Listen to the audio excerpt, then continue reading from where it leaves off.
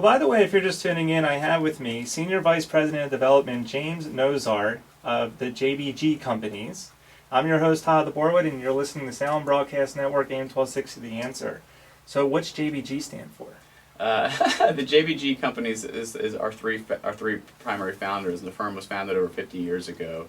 Actually, as a law firm in DC, and a real estate law firm, and migrated.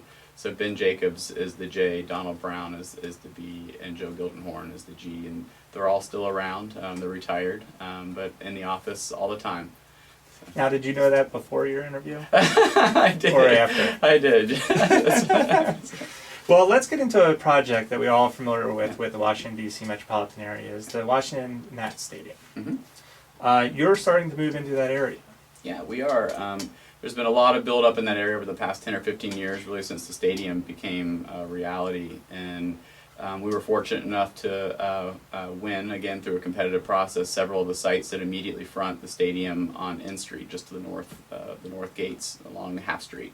And we've just started conceptually planning one of the larger blocks, which is currently the Fairgrounds site, where right at the front gates. And we have another site that is just half a block away at the corner, adjacent to that site. Now, it's a hot area. Yeah. What's it like scooping up land down there? Because there's areas that are just getting really nice. Yeah.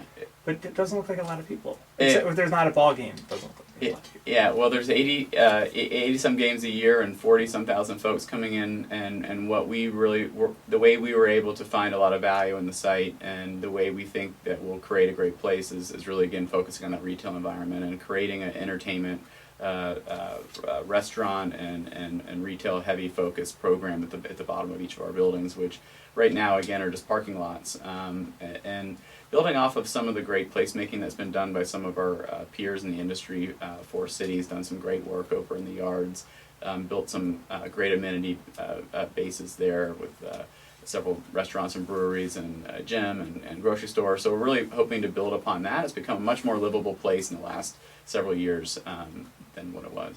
Now, when you say retail, who are you trying to cater towards? Like young families, for children, for an infant, like mothers to be? Yeah. When you say retail, what do you mean by that? That's a great question. I mean, we're not only trying to satisfy the retail needs of our occupants in our buildings, but also those coming to a ballpark game, to those that are coming down and using all the amenities that are already in that neighborhood. The parks along the Anacostia River are pretty amazing if you haven't been down there recently to see. And there are a lot of families who live down there and who also go down there to see those and come to games clearly. So we're trying to really create a retail environment that's very vibrant, not just during the ball games, but all year round, and that appeals to everyone from families to young singles and couples, and really the whole spectrum.